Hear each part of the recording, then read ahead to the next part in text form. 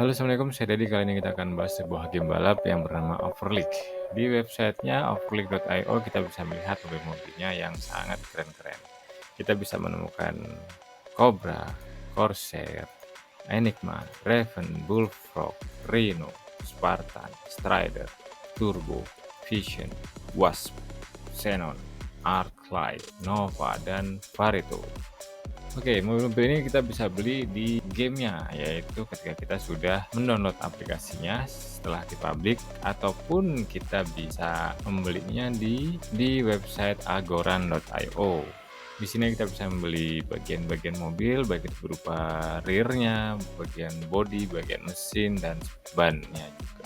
Jika teman-teman follow Discord-nya, di Discord-nya maupun di Twitter-nya sedang ada pengumuman bahwa hari ini tanggal 9 September adalah opening untuk para tester yang sudah mendapatkan whitelist untuk mengetes game di handphone masing-masing, dan dipersilakan untuk memberikan masukan, feedback, input maupun informasi berupa bugs yang ada di game tersebut. Jika informasi atau masukan itu sangat bagus untuk membangun atau bersifat konstruktif, maka kita bisa mendapatkan $20 hanya untuk 5 orang yang beruntung. Nah, kebetulan nih teman-teman, saya mendapatkan whitelist tersebut dan sudah menginstal di handphone. Sekarang kita akan bareng-bareng melihat seperti apa tampilannya. Oke, kita langsung saja ke handphone.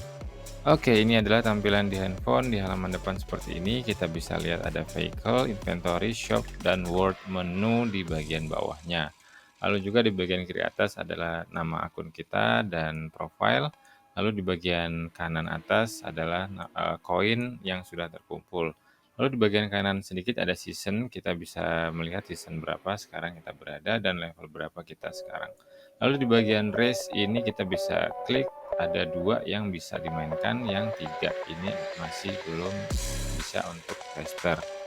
Nah, ketika kita masuk ke casual match maksud saya, di sini kita bisa bermain seperti layaknya kita training atau latihan. Jika kita ingin bermain yang sedikit beneran atau multiplayer, di sini kita bisa masuk ke rank match.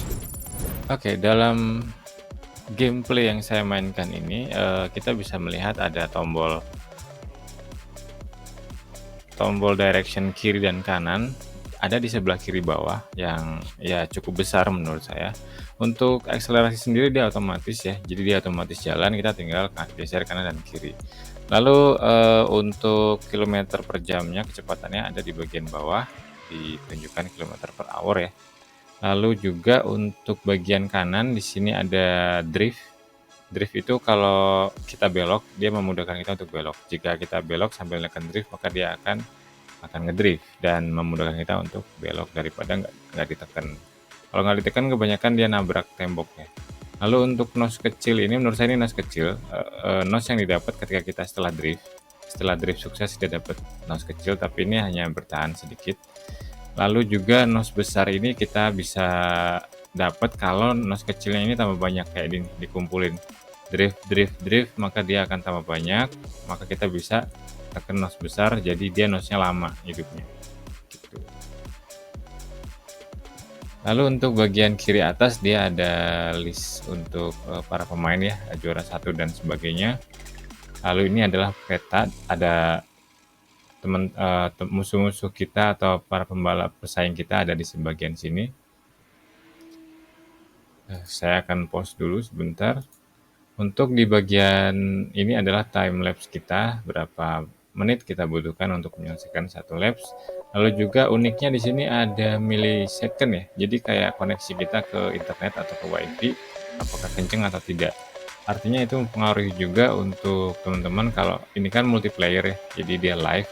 Kalau ini terlalu besar millisecondnya, di atas 100 mungkin, maka kita akan nge-lag, bisa dibilang ya nggak bagus lah gitu buat balapan online. Kalau di sini ada setting, saya belum masuk ke sini ya, isinya apa. Sepertinya ini untuk merubah grafik dan sound ya, sound suara musik dan sebagainya. Oke, mungkin kalau kita sudah selesai, kita akan mendapat tampilan seperti ini. Jadi kita mendapatkan poin. Di sini ada trofi ya, trofinya berapa, lalu time lapse-nya berapa masing-masing orang. Ada juga yang nggak finish juga kelihatan di sini. Dan ini nama-nama mobil yang mereka gunakan. Lalu ini adalah nama-nama para usernya. Mungkin gitu dulu ya teman-teman yang penasaran dengan gameplaynya seperti apa, gamenya seperti apa di handphone bentuknya itu sudah saya tunjukkan. Dan teman-teman bisa menilai apakah game ini worth it atau tidak. Tapi menurut saya pribadi game ini adalah baru mulai main dan menurut saya semua game NFT yang baru mulai main itu worth it. Jadi sebaiknya mulai di awal. Jadi mulai di awal beli mobil, punya mobil dulu, lalu kita main dan kita kumpulin untuk menghasilkan. Jadi kita play to earn. Jadi kita menghasilkan kalau kita main. Kalau kita nggak main nggak akan hasil. Oke, jadi gitu dulu teman-teman. Jika ada pertanyaan silahkan tulis di kolom komentar. Terima kasih sudah mendengarkan. Assalamualaikum.